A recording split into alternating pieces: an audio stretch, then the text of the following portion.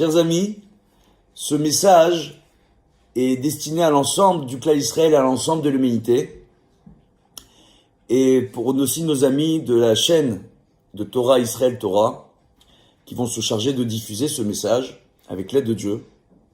Je tenais à vous dire, premièrement, que nous sommes veille de Shabbat Vayakel Pekoudé, d'accord? Donc nous sommes aujourd'hui le 24 Adar 5780, le 20 mars 2020, donc veille de Shabbat, premier Shabbat où tout le monde va devoir confiné à la maison, dans l'histoire du clan Israël entre guillemets, parce qu'on a eu d'autres épidémies à travers l'histoire de l'humanité, comme la grippe espagnole il y a de ça à peu près une centaine d'années.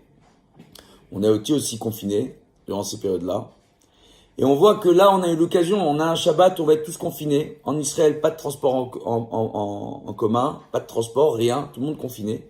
Occasion extraordinaire de pouvoir tous faire Shabbat et se renforcer sur Shabbat, comme c'est rapporté dans l'Yerushalmi.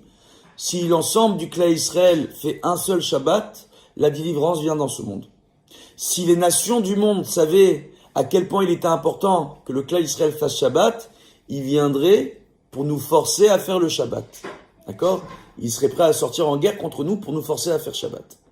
Donc, il y a un point qui est extrêmement important à l'occasion de ce Shabbat, et on va voir ça ensemble avec l'aide de Dieu, c'est qu'on voit par rapport à l'actualité sur le confinement mondial, on est tous à la maison, vous pouvez entendre en bruit de fond ma famille, Baruch Hashem, et ce qu'on essaie de vous dire tout simplement, c'est que ce Shabbat, à travers ce confinement mondial, alors on est tous inquiets face à ce virus, ce Covid-19, d'accord?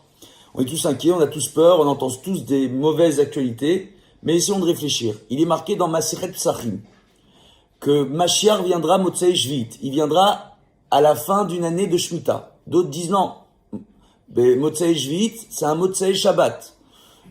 Donc c'est peut-être ce Motzei Shabbat. D'autres disent non, Motzei Shvit, c'est tout simplement à la fin des 7 millénaires, donc en l'an 6000 du calendrier hébraïque. Nous sommes en 5780. Et d'autres disent non, le Motzei Shabbat, c'est 7 cycles, 7 étapes. Donc essayons de réfléchir à ce qui est en train d'arriver à l'heure actuelle. Nous avons tout simplement franchi différentes étapes là.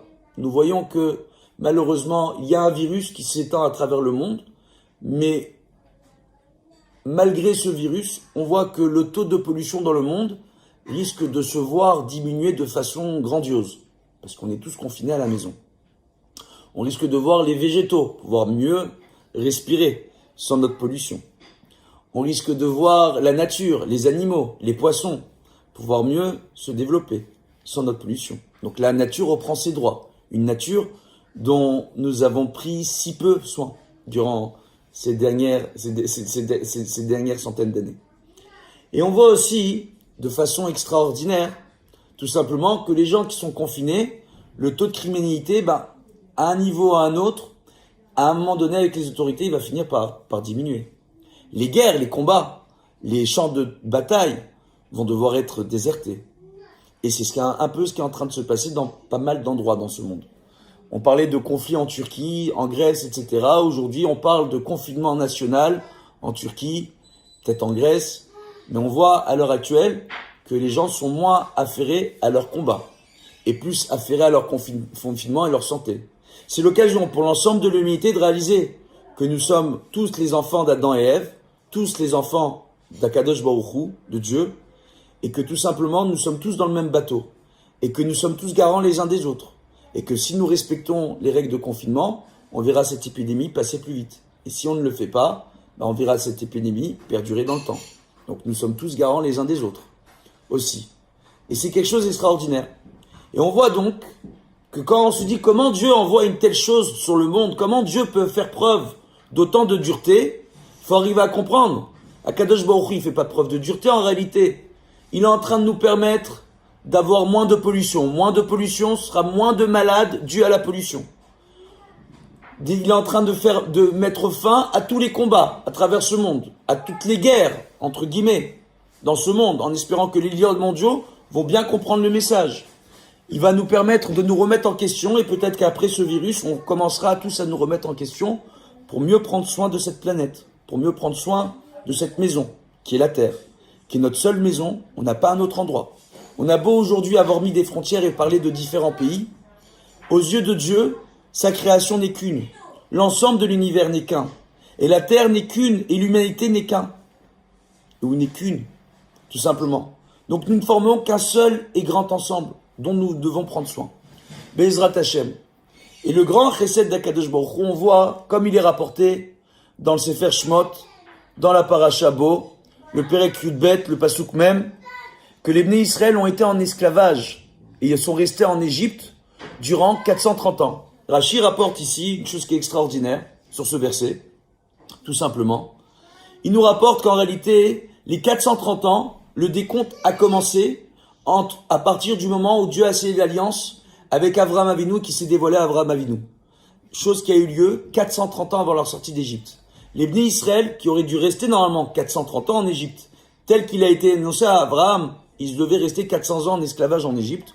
On dit qu'on a commencé à compter cette période d'esclavage à partir, tout simplement, de la naissance de Yitzhak. Mais après, on nous dit non. Akadosh Baruch Hu, il a fait un plus grand chesed. Il a commencé à compter les 430 ans. D'accord? Il a rajouté 30 ans de plus. Mais c'était tout simplement à partir du moment où il s'est dévoilé à Avraham Avinu et qu'il lui a dévoilé que nous allions être esclaves en Égypte. De ce fait, au lieu de rester 430 ans esclaves en Égypte, nous sommes restés 210 ans. Si on fait le calcul 430 moins 210, il reste 220 ans. Si on fait le calcul par rapport aux enseignements qui nous ont rapporté que si Mashiach viendrait en l'an 6000, d'accord, il nous reste devant nous 220 ans. Et on est en 5780 du calendrier hébraïque, les enfants. Et là, on a un Shabbat exceptionnel. Et il y a un avis qui nous dit que Mashiach viendra Motzei Shabbat, les enfants. Bezrat Hashem. La Shemitah, c'était pas il y a si longtemps que ça en plus. Donc on a tous les éléments devant nous pour Bezrat Hashem voir la Géoula et voir Mashiach venir à condition qu'on se renforce. Que dans nos foyers nous nous renforcions, que nous nous rapprochions dans nos foyers, que les pères de famille préparent de beaux divrei Torah pour leur table de Shabbat, pour leur maison, qu'on soit tous dans la simcha, malgré l'inquiétude, et Bezrat Hashem, qu'on mette de côté cette inquiétude, et qu'on comprenne qu'on est en train de vivre des temps très particuliers, que si chacun fait son devoir civique et remplit les conditions sanitaires, Bezrat Hashem, on sera très vite sorti de cette crise mondiale, avec l'aide de Dieu, et qu'on devra prendre de bonnes résolutions pour mieux prendre soin de notre planète, si Mashiach ne sera toujours pas là. Mais s'il sera déjà là, alors c'est lui qui nous expliquera comment faire les choses. Bezrat Hashem. Shabbat Shalom et à bientôt.